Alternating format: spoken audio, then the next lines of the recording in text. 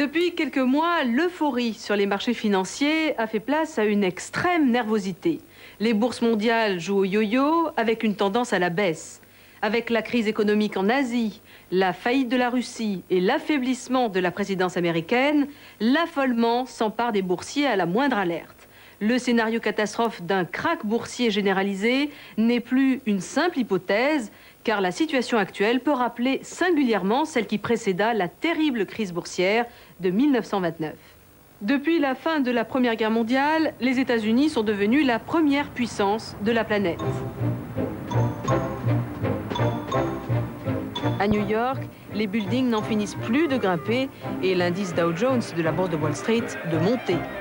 Une véritable fièvre spéculative s'empare de l'Amérique.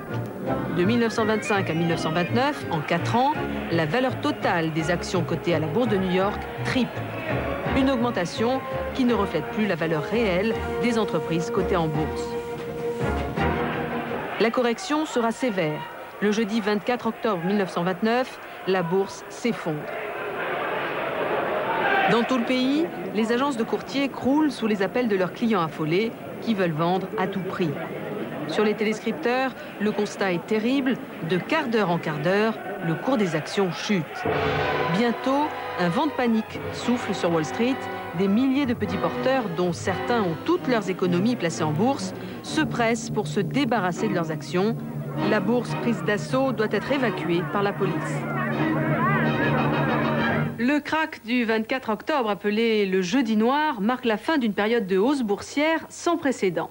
Les conséquences de l'effondrement brutal de la bourse de New York sont considérables. L'onde de choc déclenche un engrenage à la baisse qui touche tous les Américains.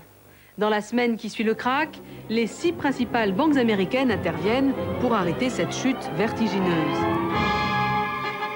Elles redressent momentanément les cotations en injectant 240 millions de dollars pour acheter les titres en perdition, ce qui est une somme colossale pour l'époque.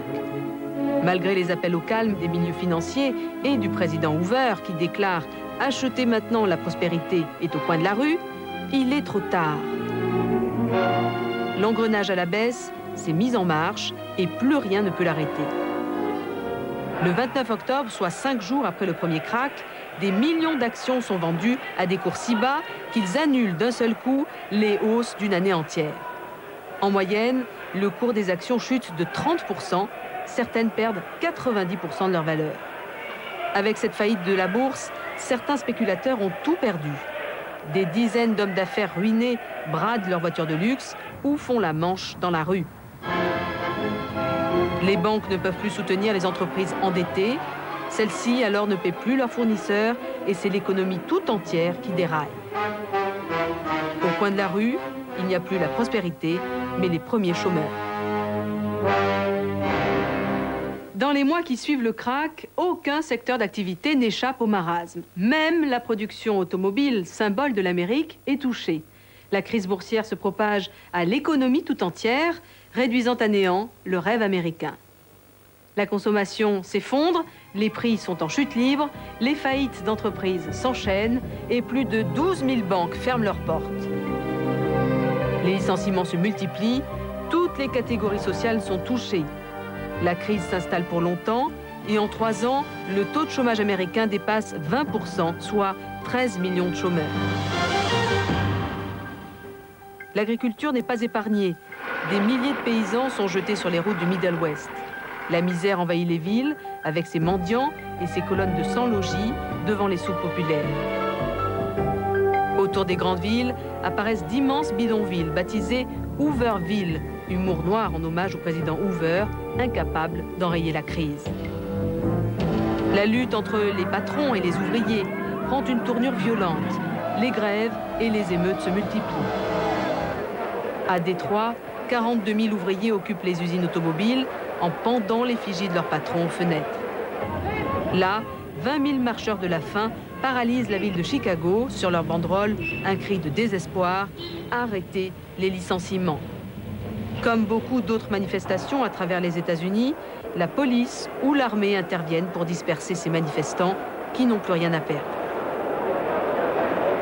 La Grande Dépression, partie des États-Unis, va toucher quelques années plus tard l'ensemble du monde occidental. En Europe, la crise des années 30 provoque l'arrêt de la croissance et l'augmentation du chômage. C'est l'Allemagne qui est la plus touchée. Le retrait des capitaux américains et la faillite de plusieurs banques liées aux États-Unis provoquent un effondrement de l'économie. En 1932, la production de charbon tombe de 160 à 100 millions de tonnes et celle de fer de 16 à 6 millions de tonnes. L'Allemagne compte alors 6 millions de chômeurs, presque un Allemand sur 5 en âge de travailler.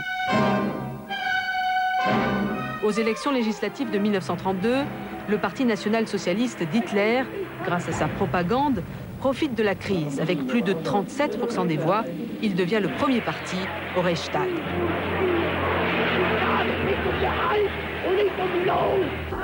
La France, moins industrialisée et plus indépendante de l'étranger, est moins touchée par la crise.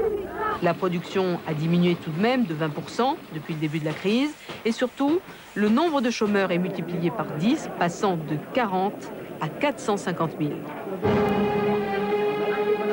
Les catégories sociales les plus touchées reportent leur suffrage sur les communistes ou l'extrême droite pour exprimer leur mécontentement.